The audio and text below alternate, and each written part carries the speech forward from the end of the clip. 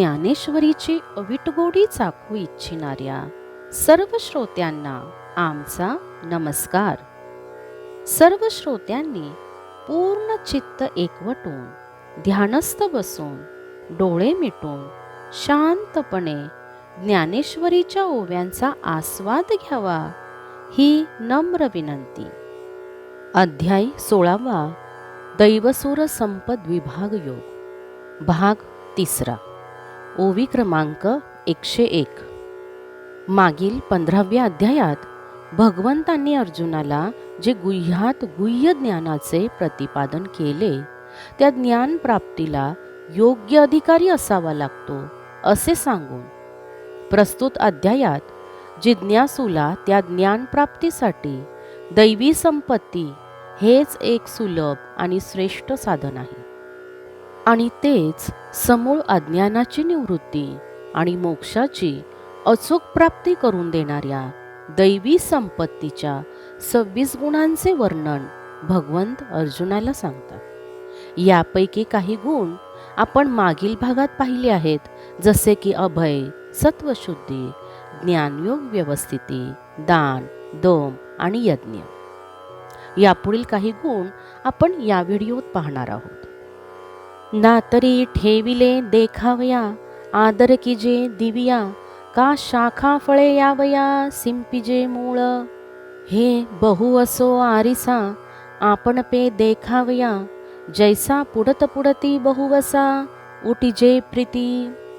तैसा प्रतिपाद्य जो ईश्वरू, तो हो आवलागी गोचरू, श्रुतीचा निरंतरू अभ्यासू करणे. ते द्विजांसीच ब्रह्मसूत्र, येरा स्तोत्र का नाममंत्र, आवर्तणे पवित्र पावावया तत्व. पार्थागा स्वाध्यायो, बोलिजे तो हा म्हणे देओ, आता तप शब्दाभिप्राओ आईक सांगो. अंधारातील वस्तू सहज सापडावी म्हणून दिव्याला जपतात, किंवा झाडापासून फळे मिळावीत म्हणूनच त्याच्या मुळाशी पाणी घालतात. हे फार बोलणे राहू दे. ज्याप्रमाणे आपण स्वतःला पाहण्यासाठी आरसा मोठ्या आवडीने वारंवार स्वच्छ करतो, त्याप्रमाणे वेदांच्या प्रतिपादनाचा विषय जो ईश्वर, त्याचा साक्षात्कार म्हणजे दर्शन होण्यासाठी श्रुतीचाच अभ्यास करावा लागतो. पवित्र आत्मतत्व प्राप्तीसाठी ब्राह्मणांनी वेदातील ब्रह्मसूत्र आणि इतरांनी अधिकार परत्वे स्तोत्रे म्हणावीत किंवा नाममंत्राचा वरचेवर जप करावा. अर्जुना, ज्याला स्वाध्याय म्हणतात तो देवांनी याप्रमाणे सांगितला आहे. आता तप या शब्दाचा अभिप्राय सांगतो, ऐक. तरी दाने सर्वस्व देणे, वेचणे ते व्यर्थ करणे, जैसे फळोनी स्वये सुकणे, इंद्रावणी जेवी. नाना धुपाचा अग्नी प्रवेशू, कणकी तुकाचा नाशू, का पितृपक्षू पोषिता रासू, चंद्रीचा जैसा. तैसा स्वरूपाच्या प्रसरा, लागी प्राणेंद्रिय शरीरा, आटणी करणे जे विरा तेची तप. अथवा अनारिसे तपाचे रूप जरी असे, तरी जाण जेवी दुधी हंसे सुदली चांचू. तैसे देह जीवाची मिळणी, जो उदैजत सुये पाणी, तो विवेक अंतःकरणी जागविजे. तर दान म्हणजे सर्वस्व देणे, म्हणजे त्याचे सार्थक करणे होय. ज्याप्रमाणे वनस्पती फळे देऊनच सुकते, अथवा धूप अग्नीत नाहीसा होतो, हिणकस सोन्याला शुद्ध करण्यात त्याचे वजन कमी होते, अथवा पितृपक्ष वाढत असताना चंद्र कमी कमी होत जातो. अर्जुना, याप्रमाणे आत्मानुभवाच्या विकासासाठी प्राण, इंद्रिये आणि शरीर जिजवणे त्याला तप असे म्हणतात.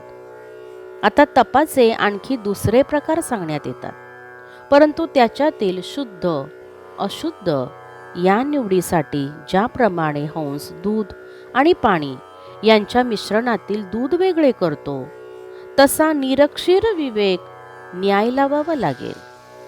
त्याप्रमाणे देह आणि जीव यांच्यातील एकरूपता झाली असता जो विवेक तात्काळ आपला हात घालून त्यांचा वियोग करतो, तोच विवेक अंतःकरणात बाळगला पाहिजे. म्हणजे आत्मनात्म विवेकाने देह आणि आत्मा हे भिन्न आहेत असे ज्ञान मनात सतत तेवत ठेवले पाहिजे.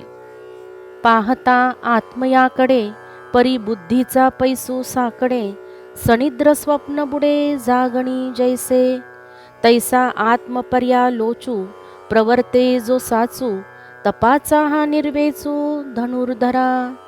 आता बाळाच्या हिती स्तन्य, तैसे नानाभूती चैतन्य, जैसे प्राणीमात्री सौजन्य आर्जवते. अंतर्मुख होऊन बुद्धी आत्म्याकडे वळवली असता तिची विषयाकडील धाव सहजच थांबते. ज्याप्रमाणे जाग आली की निद्रेसह स्वप्नही आपोआप नाहीशी होतात, याप्रमाणे अर्जुना, आत्मप्राप्ती करून घेण्याकरता जो अंतःकरणात विवेक उत्पन्न होतो, हाच तप या शब्दाचा वास्तविक अर्थ आहे. आता तान्ह्या बाळासाठी किंवा वासरासाठी मातेचे दूध हितावह असते. भूत मात्र भिन्न भिन्न असले तरी चैतन्य सर्वत्र समान प्रत्येकाच्या ठायी वसत असते. याप्रमाणे प्रत्येक प्राणीमात्राशी ज्याच्या मनात सौजन्य असते त्यालाच आर्जव असे म्हणतात. आणि जगाचिया सुखोद्देशे शरीरे वाचा मानसे, रहाटणे ते अहिंसे रूप जाण. आता तीक होऊनी मवाळ, जैसे जातीचे मुकुळ, का तेज तरी शीतळ शशांकाचे. शके दाविताची रोगू फेडू, आणि जिभे तरी नवे कडू, ते ओखदू नाही मागडू उपमा कैची. तरी मऊपणे बुबळे, झगडताही परी नाडळे, एरवी फोडी कोराळे पाणी जैसे. तैसे तोडावया संदेह, तीख जैसे का लोह, श्राव्यत्वे तरी माधुर्य पायी घाली. आणि जगाला सुख व्हावे या उद्देशाने शरीराने, वाचेने आणि मनाने जे व्यवहार करणे ते अहिंसेचे स्वरूप समज. आता कमळाची कळी पाण्याचे भेदन करते. ती बारीक अनिदार असली तरी तिला मऊ म्हणायचे, आणि चंद्राचा प्रकाश तेजदार असला तरी तो शीतल असतो. दाखविल्याबरोबर रोग नाहीसा करू शकेल आणि जिभेला कडूही लागणार नाही असे औषधच नाही. मग मी असल्या औषधाची उपमा कशी देऊ? तर जसे पाणी बुबुळाला घासले तरी मऊपणाने डोळ्यात खुपत नाही, पण तेच पाणी कठीण पर्वताच्या कडा फोडून बाहेर पडते. तसेच जे सत्य भाषण संशय, भ्रम आणि मोह नाहीसा करण्यासाठी तलवारीसारखे तीक्ष्ण असते, ते ऐकण्याच्या बाबतीत माधुर्याहून गोड असते. ऐकता कौतुके, कानातेची निघती मुखे, जे साचारिवेची निबिके ब्रह्मही भेदी. किंबहुना प्रियपणे कोणातेही झकवू नेणे, यथार्थ तरी खुपणे नाही कवना. एरवी गोरी किरकाना गोड, परी साचाचा पाखाळी किड, आगीचे करणे उघड परी जळो ते साच. कानी लागता महुर, अर्थे विभांडी जिव्हार, ते वाचा नवे सुंदर लावची पा. परी अहिती कोपोणी सोप, लालणी मऊ जैसे पुष्प, तिये मातेचे स्वरूप जैसे का होय. जे सत्य भाषण ऐकताना कानाची मुखे होऊन त्याचे घडघड प्राशन करतात, जे भाषण आपल्या खरेपणाच्या सामर्थ्याने ब्रह्मतत्वाची उकल करते, फार काय सांगावे. जे भाषण गोड असून आपल्या प्रियपणाने कोणालाही फसवू जाणत नाही, आणि खरे असले तरी ते कोणाला खुपत नाही. नाहीतर फासे पारद्याचे गायन अगरध्वनी कानास गोड लागतो, परंतु त्यात सत्याचा लेशही नसतो. हरिणीला ते घातक होते. अग्नी आपले कर्म चोरून करीत नाही, त्याचे कार्यशुद्धी करताना ते जळून खाक करते. जे भाषण कानाला ऐकताना गोड लागते, परंतु त्यातील अर्थ काळजाला झोंबतो, ते भाषण भाषण नव्हे तर सुंदर रूप घेतलेली घातक हडळ आहे, परंतु अनिष्टपणापासून रक्षण करणारी, कठोर शब्दांनी समज देते, दक्ष असते, परंतु लालन पालन करण्यात फुलाहून मऊ अशी जन्मदात्री आईच असते.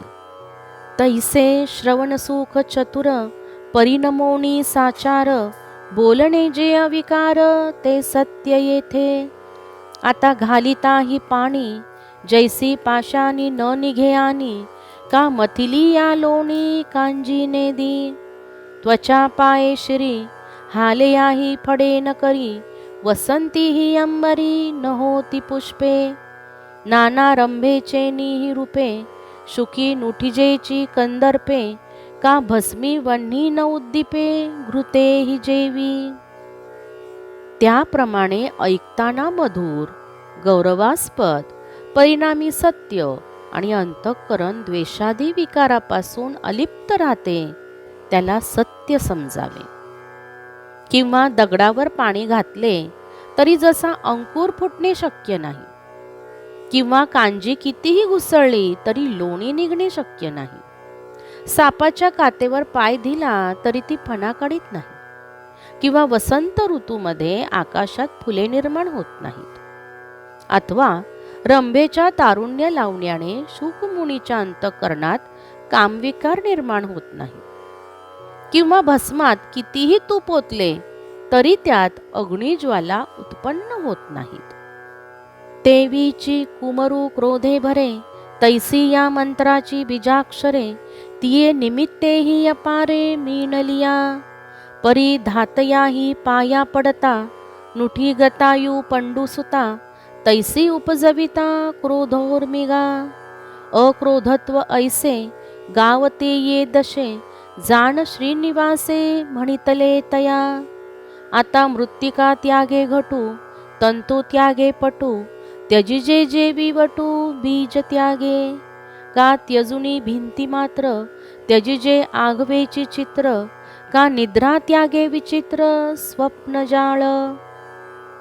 त्याप्रमाणे लहान मुलालाही भयंकर राग येईल असे चीड आणणारे अपशब्द कोणी बोलले अथवा अन्य काही कारणे घडली तरी अर्जुना, जसा प्रत्यक्ष ब्रह्मदेवाचा पाय पडला असता एकदा मेलेला जीव पुन्हा सजीव होत नाही, त्याप्रमाणे काहीही प्रयत्न केले तरी त्याच्या मनात क्रोध उत्पन्न होत नाही.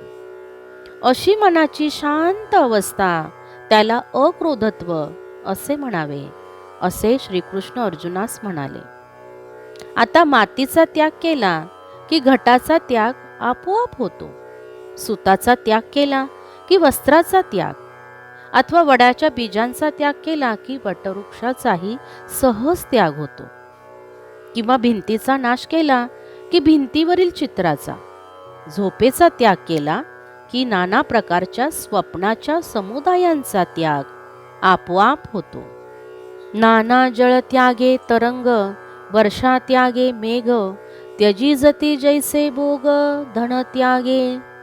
देवी बुद्धिमंती देही, अहंता सांडूनि पाही, सांडिजे अशेषही संसार जात. या नाव त्यागू म्हणे तो यज्ञांगू, हे मानुनी सुभगू पार्थू पुसे. आता शांतीचे जी लिंग, ते व्यक्त मज सांग, देवो म्हणती चांग अवधान देई. विवेकी पुरुषाने देहाहंकार टाकला असता त्याचा सर्व संसाराच्या ठिकाणचा त्याग होतो, अशा अवस्थेला त्याग म्हणावे, असे यज्ञस्वरूप भगवान श्रीकृष्ण म्हणाले. ते ऐकून परम भाग्यशाली अर्जुनाने पुन्हा विचारले. अर्जुन म्हणाला, आता देवा, मला शांतीचे लक्षण स्पष्ट सांगा. तेव्हा देव म्हणाले, सांगतो, नीट लक्ष देऊन ऐक. तरी गिळोणी ज्ञेयाते, आता ज्ञानही मागोते, हारपे निरुते ते शांती पैगा. जैसा प्रळयांबुचा उबडू, बुडवून विश्वाचा पवाडू, होया आपण पे निबडू आपण पाची. मग उगम ओग सिंधू, हा नुरेची व्यवहार भेदू, परी जलैक्याचा बोधू तोही कवना. तैसी ज्ञेया देता मिठी, ज्ञातृत्व ही पढे पोटी, मग उरे तेची किरीटी शांतीचे रूप. आता कथर्तवीत व्याधी, बळी करणाची आधी, आप परून शोधी स्वद्वैतू जैसा. ज्ञेयाला म्हणजे जाणावयाच्या विषयाला चिरवून जेव्हा ज्ञाता म्हणजे जाणणारा आणि ज्ञान ही दोन्ही जेव्हा लयाला जातात, त्या स्थितीला शांती म्हणावे. ज्याप्रमाणे प्रलयकाळीचे जळ वाढू लागले की विश्वाचे नाव गाव पुसून थांगपत्ता राहू न देता आपण एकटेच सर्व दिशा व्यापून आपल्या स्वरूपात स्थिर राहते. मग नदीचा उगम, प्रवाह, अगर विश्रांती स्थान, जो सागर इत्यादी नामरूपात्मक भेददर्शक व्यवहार लोपून जातात. फक्त सर्वत्र पाणीच पाणी. त्याचा बोध करण्यासाठी त्याच्याहून भिन्न असा कोणी नसतो. त्याप्रमाणे ज्ञेयाचे ऐक्य झाल्यावर ज्ञानेपणाचाही लय होतो. मग अर्जुना, ज्ञेय आणि ज्ञाता गेल्यावर जे काही राहते तेच शांतीचे स्वरूप होय. आता रोग्याला रोगाची वेदना होत असताना ज्याला रोगमुक्त करण्याच्या कळकळीने सुज्ञ वैद्य शत्रू मित्र असा भेद न करता औषधोपचार करतो. का चिखली रुतली गाये, धड भाकड न पाहे, जो तियेची ग्लानी होये काला भुला. नाना बुडतयाते सकर्णू, न पुसे अत्यंजू की ब्राह्मणू, काढून राखे प्राणू हेची जाणे. की महावणी पापिये, उघडी केली विपाये, ते नेसल्या विन न पाहे शिष्टू जैसा. तैसे अज्ञान प्रमादादिकी, आता प्राक्तनी ही सदोखी, निंद्यत्वाच्या सर्व विखी खिळिले जे. चिखलात रुतलेली गाय बघून जो व्यथित होतो, ती दुभती आहे का भाकड आहे याचा विचार त्याच्या मनात येत नाही. किंवा बुडणारा मनुष्य ब्राह्मण आहे का अंत्यज आहे असा विचार न करता त्याचे प्राणरक्षण करणे हेच आपले कर्तव्य मानतो. किंवा एखाद्या दुष्ट चांडाळाने अकस्मात अरण्यात एकटी दुकटी स्त्री सापडली असता तिला वस्त्रहीन करावे, अशी स्त्री सज्जन पुरुषाच्या दृष्टीस पडली असता तो तिला पुन्हा तिचे शरीर झाकल्याशिवाय स्वस्थ बसत नाही, तिच्याकडे तो पाहतही नाही. त्याप्रमाणे जे अज्ञान, भ्रम, दोष यांनी युक्त असून पूर्वकर्मामुळे दुःखित आहेत, ते सदैव निंदेला पात्र आहेत. तया आंगिका आपुले, देऊनिया भले, विसर विजती सले सलती तिये. अगा पुढिलाचा दोषू, करुणी आपुलिये दिठी चोखू, मग घापे अवलोकू तयावरी. जैसा पुजुनी देव पाहिजे, पेरुणी शेता जाईजे, तोषोणी प्रसादू घेईजे अतिथीचा. तैसे आपुलेनी गुणे, पुढिलाचे उणे, फेडून या पाहणे तयाकडे. वाचुनी न विंधिजे वर्मी, नातुडविजे कर्मी, न बोलविजे नामी सदोषितीही. त्यांना स्वतः मदत करून त्यांना त्यांच्या दुःखाचा विसर पडेल असे आचरण करून त्यांना सुख देण्याचा प्रयत्न करतात. अरे, दुसऱ्याच्या अंगी जर काही दोष असतील तर ते आपल्या दृष्टीने नाहीसे करून मग त्यांच्याशी तो सलगी करतो.